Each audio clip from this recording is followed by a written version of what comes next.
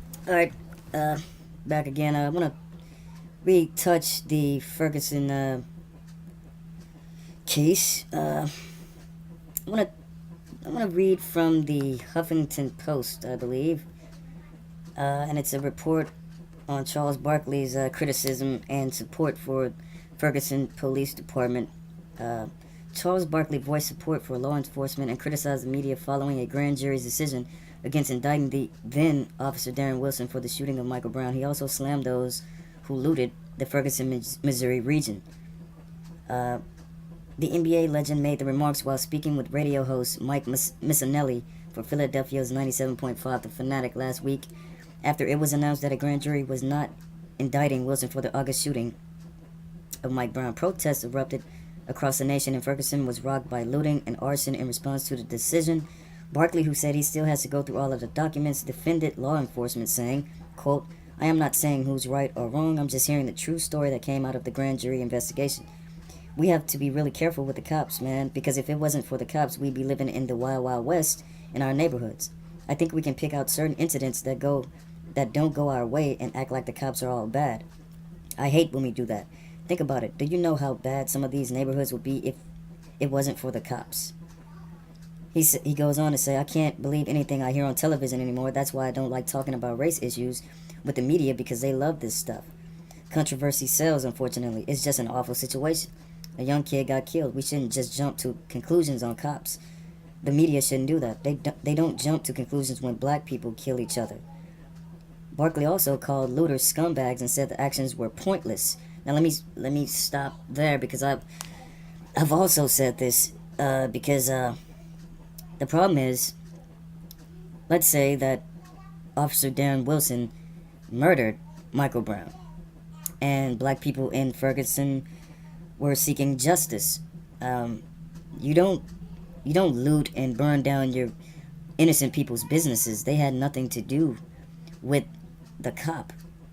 These are mom and pop stores. These are businesses that you shop at on a day-to-day basis. You go in there and you buy yourself, a chicken dinner or cell phones or, other convenience stores and all type of little businesses. You supported those businesses. Why would you loot and burn down those businesses in that neighborhood if it's about seeking justice for Mike Brown? He goes on to say, quote, "It's no excuse for people to go out there burning down people's businesses, burning down police cars. That serves no purpose. That serves no purpose whatsoever." Of course, Barkley also agreed with the verdict in the George Zimmerman trial and said, "I don't like when race gets out in the media because I don't think the media has clean hands." And basically what he's saying is the majority of the media plays the race card.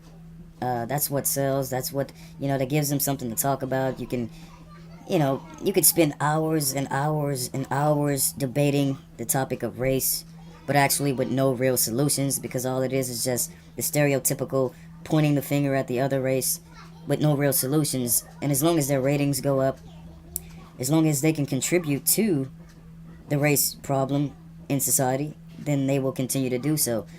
People look at Charles Barkley as being a Uncle Tom, and I've said this in the past myself, that if it's a black person criticizing black people, they're seen as an Uncle Tom by, I'm not going to say the majority of black people, but that's a strong opinion if there is a black person that criticizes black people. And the problem is, when you do that, you basically strip away the accountability that black people should have for their behavior and their actions in society.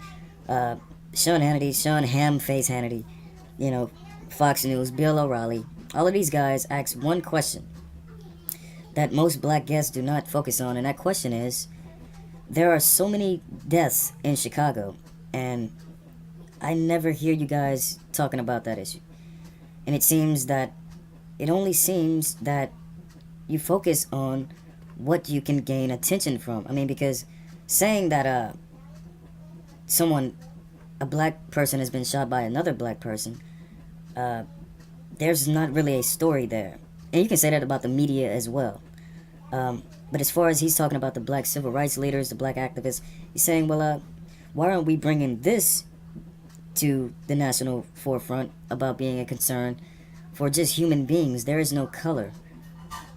And then when you go to color, you say, well, what is the problem with young black men murdering each other? And guys like Charles Barkley, who criticize black people and say that, they're scumbags for looting in the town, and they're doing this and that, and he's supporting the police department. He would be seen as a Uncle Tom. But one thing he said that you shouldn't ignore is the point that if it wasn't for the authorities in neighborhoods, you would have a wild, wild west. Neighborhoods would be, it would be like in a third world country where people are just walking around with AK-47s and just shooting each other. You got kids with weapons. That's the society you potentially would have if there were no cops. So you can't treat the cops as if they're all bad. There are some bad seeds in the police department. That's understandable. We understand that exists, but you can't condemn all cops, because if you condemn all cops, what happens when someone robs you?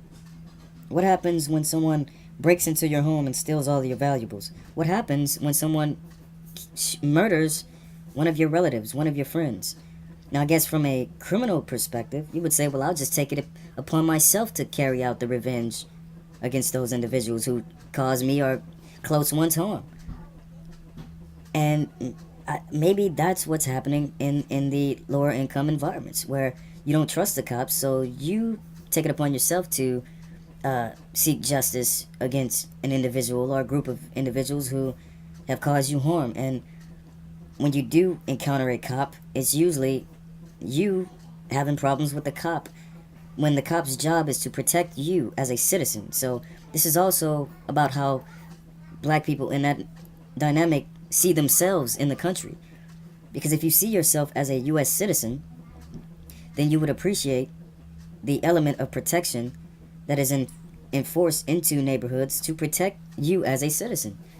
But if you don't value yourself as a citizen in this country, then you wouldn't value the protection that is offered for those citizens neither. So, I agree with Charles Barkley. I agree with Larry Elder. At one point, I didn't agree with Larry Elder, because Larry Elder had this, he did seem like an Uncle Tom.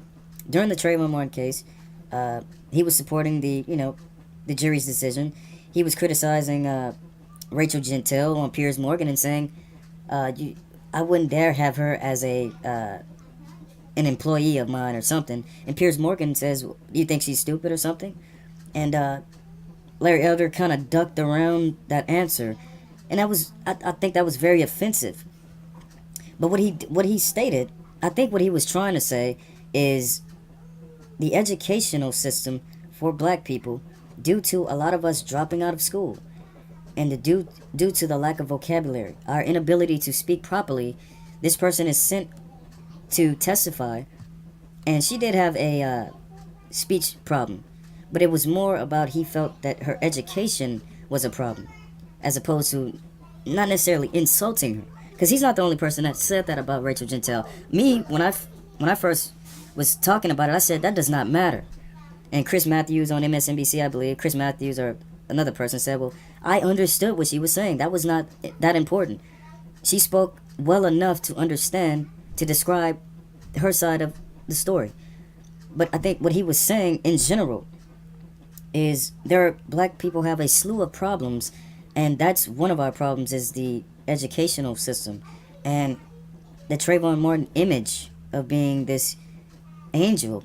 He criticized the Michael Brown image of, if you show pictures of a Michael Brown when he was 15, 16 years old with his young niece or his young sister, or and he's taking a family photo, you can't combine that with the current Michael Brown that has Facebook photos, Instagram photos, rap lyrics of violence, because those two don't match up.